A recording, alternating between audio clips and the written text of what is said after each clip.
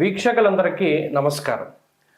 షష్టగ్రహ కూటమి ఇది ఇప్పటి నుండి కాదు, 2 నెలలుగా మన మాధ్యమాల్లో చాలా సర్క్యులేట్ అవుతూ ఉన్నటువంటి మాట.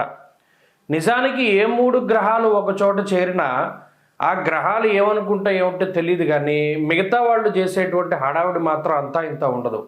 ఇది అయిపోతుంది, అదైపోతుంది, ప్రపంచం అంతరించిపోతుంది, యుద్ధం వచ్చేస్తుంది, ప్రభుత్వాలు కూలిపోతాయి, సర్వనాశనం అయిపోతుంది. ఇంక ఈ మాటలు తప్పితే పనికొచ్చే మాట ఏది ఉండదు. ఇక్కడ ఇంకొక విషయం మనం గుర్తుపెట్టుకోవాలి.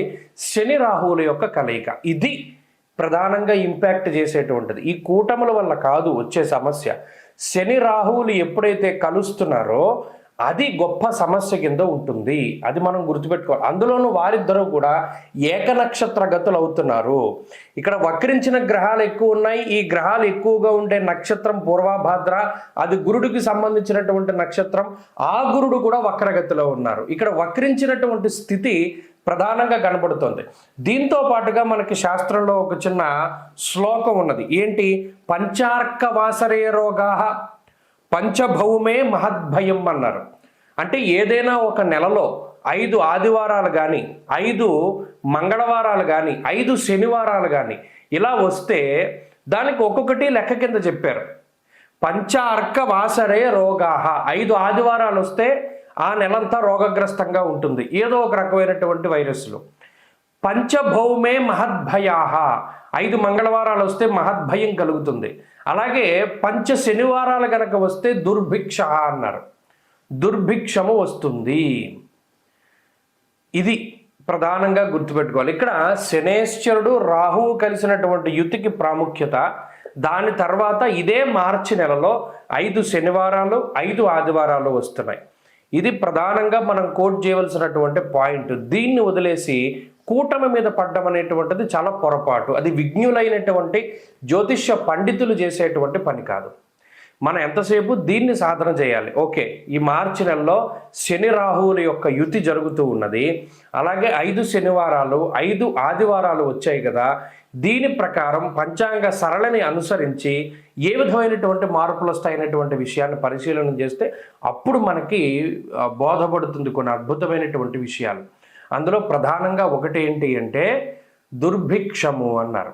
అలాగే మహావిపత్తులు, ఇది ప్రత్యేకించి ప్రకృతికి సంబంధించినటువంటి విపత్తుల గురించి చెప్పారు. ఇక్కడ ప్రచండమైనటువంటి గాలులు, అలాగే శనేశ్వరుడు రాహు యొక్క కలయిక వల్ల గాలి ద్వారా వ్యాప్తి చెందేటువంటి అనేక రకాలైనటువంటి సమస్యలు, అలాగే ఎక్కడైనా భూమిలోంచి వచ్చేటువంటి గ్యాస్ ఏదైతే ఉన్నదో దానికి సంబంధించినటువంటి విస్ఫోటనములు, ఏదైనా ఒక గ్యాస్కి సంబంధించినటువంటి కర్మాగారాలు కానివ్వండి, లేకపోతే ఏదైనా గ్యాస్ ట్రాజడీలు జరుగుతూ ఉంటాయి, అటువంటి వాటికి ఎక్కువ అవకాశం ఉంటుంది. దానితో పాటుగా ఎక్కువ యుద్ధ భీతి అనేటువంటిది నెలకొంటుంది. ఇది ప్రధానంగా మనం గుర్తు తెచ్చుకోవాలి. యుద్ధ భీతి, ఆ భయం అనేటువంటిది చాలా ఎక్కువగా ఉంటుంది. ఈ యుద్ధము అనేటువంటిది అంతర్లీనంగా జరగచ్చు, అంటే వితిన్ ద దేశంలో జరగచ్చు.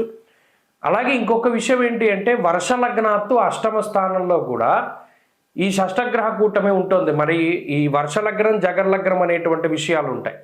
వర్షలగ్నం సింహలగ్నం అయి ఉన్నది. ఆ లగ్నాత్తు అష్టమ భావంలో ఎక్కువ గ్రహాలు పడ్డం కూడా ఒక విషయము. వీటిని మనం ప్రస్తావించుకోవాలి. ద్వాదశ రాశులకి ఈ ఎఫెక్ట్ ఏంటి అన్నది నేను ఇండివిజువల్గా మళ్ళీ ఒక వీడియో చేస్తాను.